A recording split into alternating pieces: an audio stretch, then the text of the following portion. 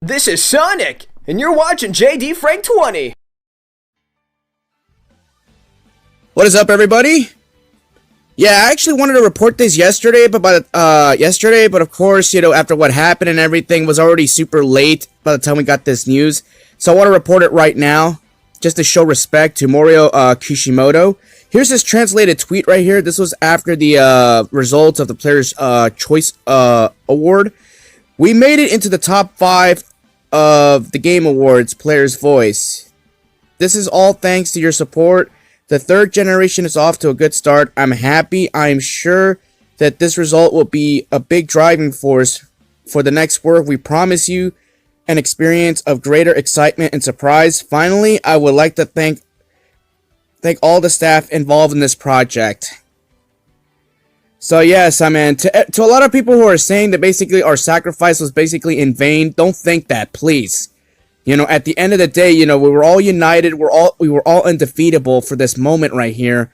And the fact that we even made it this far for a modern Sonic game to be even nominated for a category after over a decade or longer than that, that's an honor right there in its own outright. And the fact that that Mr. Kishimoto himself even admitted to this is just adversity is only gonna make them stronger.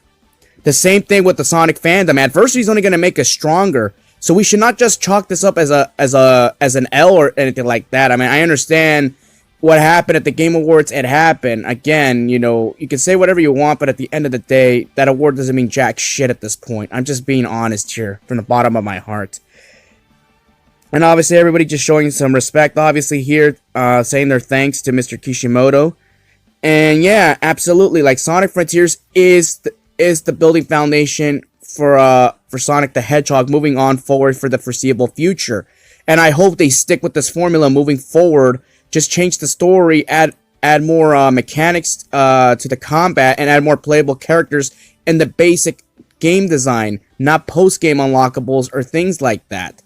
That's all they have to do, and I'm hoping that Sonic Team does not change the formula again. They tend to do that before in the past so many times. Like, no, you don't have to do that. You have the building foundation. And not only that, since the Game Awards were basically broadcasted worldwide, now everyone knows the Sonic the Hedgehog name, whether they like to admit it or not. Yeah, and it's really awesome that they made the top 5. And speaking of the top 5, actually, I might as well throw this story in right here by Tails' channel. Apparently, Sonic Frontiers for the month of November sold in the top 5 actually, or the top 5 basically for all respective platforms, which is interesting. Here's the list. Here's the screenshot right here. This is basically the U.S. hardware and software sales in the top 10 of November 2022. Obviously, Call of Duty Modern Warfare 2 is ranked number 1. God of War Ragnarok ranked number 2. Pokemon Scarlet and Violet ranked number 3. Go figure. And Sonic Frontiers racks up the top 4. And they obviously beat out NFL Madden 2023. And of course they beat FIFA 23 and NBA 2K23. The fact that Sonic Frontiers was able to beat and outsell 3 sports franchises, and we're talking 3 popular sports franchises. FIFA always sells on any console. FIFA is the most popular soccer game in the world. My cousin plays FIFA for a living. He loves FIFA to death, and the fact that Frontiers beat it is amazing. I couldn't be any happier for that. NBA 2K, obviously, basketball. Basketball's a global, iconic sport. And, of course, you got the NFL Madden series. Madden, of course, everybody always plays Madden, no matter how bad the game is. It's the only game in town. EA has the rights to that license.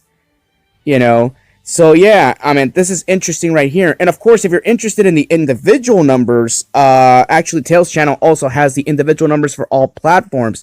I will post the screenshots right here. Here's for basically Nintendo November 2022 sales, where Sonic Frontiers was ranked number 2, obviously right behind Pokemon Scarlet and Violet. So it's safe to assume that Sonic Frontiers was ranked number 1 during opening week. During the 10 days, it was ahead of Pokemon Scarlet and Violet, because Frontiers came out November 8th, and Scarlet and Violet came out November 18th. So it's safe to assume that Frontiers was ranked number 1 on that category, ahead of Mario Rabbids Sparks of Hope, which is ranked 6th on this list. So that's pretty cool. The fact that it sold that well on the Nintendo Switch is amazing. Everybody had their doubts about the Nintendo Switch version of Frontiers. They thought it was going to do the worst sales numbers compared to the Xbox version or the PlayStation 5 version or anything like that. No, there's a reason why I bought the Nintendo Switch version. That's why. And I've had no issues with the games. You know, I really didn't have a glitch or anything like that. So that's interesting right there. Now let's look at the Xbox numbers. Obviously, Sonic Frontiers is ranked number 4. Right behind FIFA 23, NFL Madden 23, and Call of Duty Modern Warfare 2. Now, it's to be expected that sports games are going to sell well on the Xbox Series and the PlayStation 5 because they're multi-plat games and they have the best resolutions and all that stuff. So, yeah, it is what it is. But the fact that it made the top 4 and the Xbox Series, that's pretty damn impressive. And here is the Sony sales numbers, and it cracked the top 5. Obviously, God of War Ragnarok being number 1, Call of Duty Modern Warfare 2 being 2nd, and of course you got Madden and FIFA rounding up the top 4, and Frontiers rounding up the top 5. So when you add up all the sales figures together, Frontiers is ranked number 4, beating out all the sports franchises. That alone is an amazing feat right there. Now I know before you all start typing, you're gonna say, "Oh, but they don't even share the sales numbers." I understand, you know, the sales numbers can be a little bit inconsistent the way Sega delivers them, especially recently with Sonic Forces. But at the end of the day, if it's beating out games like Madden, FIFA, and NBA 2K, and Gotham Knights, who's to say the game, the game is selling phenomenally well. It's popular, it's being well received, so it's doing something right, So, and the fact that Sonic Frontiers went up against heavy competition, going up against God of War Ragnarok and Pokemon Scarlet and Violet, you were up against 2 of those heavyweights. Everybody, including myself, we were all skeptical at first. We were all nervous. Like, why would you want to go head to head with those two games? And everybody, including myself, said the game was doomed to fail. But thankfully, we were all proven wrong, and Sonic Frontiers is doing great.